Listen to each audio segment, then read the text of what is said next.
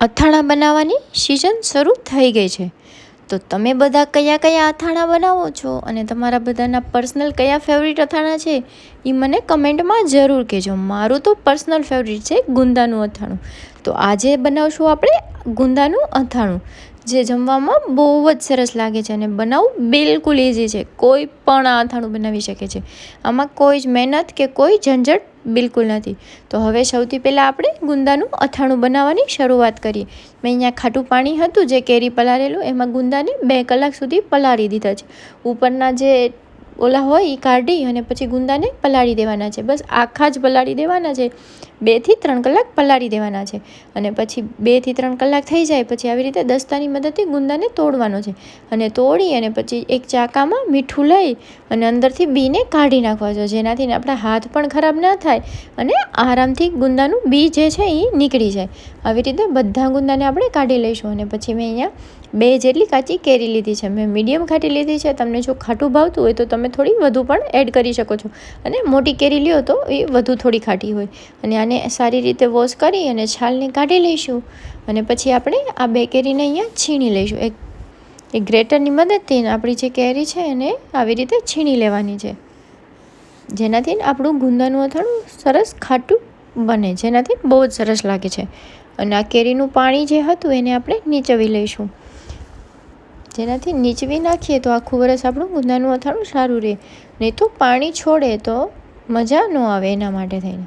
અને આવી રીતે પાણીને નીચોડી લેવાનું છે. પછી જે આપણા ગુંદા હતા બી કાઢેલા એને આપણે અહીંયા 2 કટકામાં પીસીસ કરી લઈશું. જો તમને આખા રાખવા હોય તો તમે આખા પણ રાખી શકો છો, અને અંદર મસાલો ભરવાનો, નહીં તો મસાલામાં મિક્સ કરી દેવાના. તો આપણા બધા ગુંદાને સારી રીતે કટ કરી લઈશું. તમે જોઈ શકો છો કે બિલકુલ ચીકણા નથી લાગતા, મીઠાથી કાઢ્યું. એટલે પછી આપણે એક મિક્સર જાર લઈશું. એમાં રાઈના કુરિયા મેં 1 કપ જેટલા લીધા છે. અડધા કપ મેથીના કુરિયા ઓછા લેવાના, જેનાથી કડવાશ ઓછી આવે. અને વરિયાળી લઈ લેવાની છે. અને સારી રીતે બધાને એક થોડું અધકચરું જ પીસવાનું છે, બહુ જાજુ પીસવાનું નથી. પલ્સ મોડ ઉપર જ એને પીસવાનું છે. એક જ આટો લેવાનો છે. અને પછી અહીંયા એડ કરી દઈશું હિંગને એડ કરવાથી અથાણાંનો બહુ જ સરસ સ્વાદ આવે છે. અને પછી સારી રીતે પછી આપણે હળદરને પણ અહીંયા એડ કરી દઈશું. હળદર મેં અહીંયા થોડી ઓછી લીધી છે, કારણ કે આપણે હળદરના પાણીમાં આથા હતા એટલે. અહીંયા મેં મરી પાવડર લીધો છે, આખા મરી લઈ લીધા છે 5 થી 7 જેટલા, અને લાલ મરચું પાવડર લઈ લીધો છે, જે કશ્મીરી લાલ મરચું પાવડર લેવાનું છે.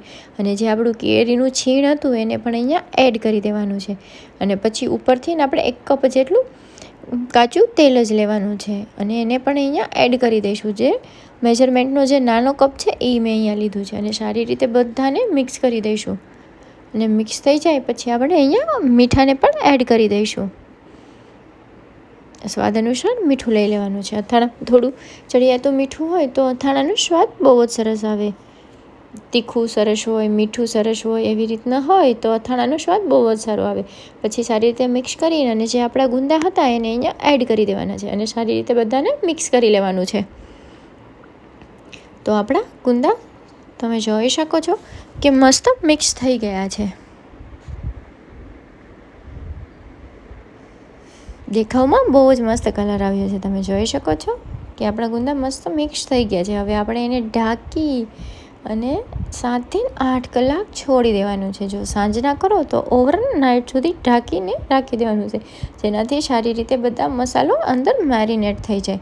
અને તમે જોઈ શકો છો કે મસ્ત તેલ પણ છૂટું પડવા લાગ્યું છે. અને આપણું ગુંદાનું અથાણું હવે આપણે એક બરણીમાં ભરી દઈશું.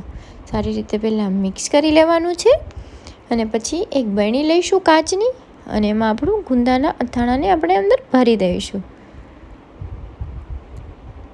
તો રેડી છે આપણું ગુંદાનું અથાણું છે. તમે અથાણાને બારે પણ રાખી શકો, અને જો તમને એકદમ તાજા જ ગુંદા જમવા હોય તો તમે એક બરણીને ફ્રીજમાં પણ સ્ટોર કરી શકો, જે રોજ તાજા અને એકદમ ફ્રેશ અથાણું લાગશે.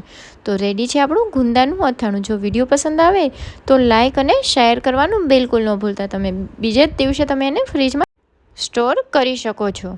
અને આવા જ નવા વિડીયો જોવા માટે ચેનલને સબસ્ક્રાઈબ કરવાનું બિલકુલ ન ભૂલતા. તો મળીએ હવે એક નવા વિડીયો સાથે.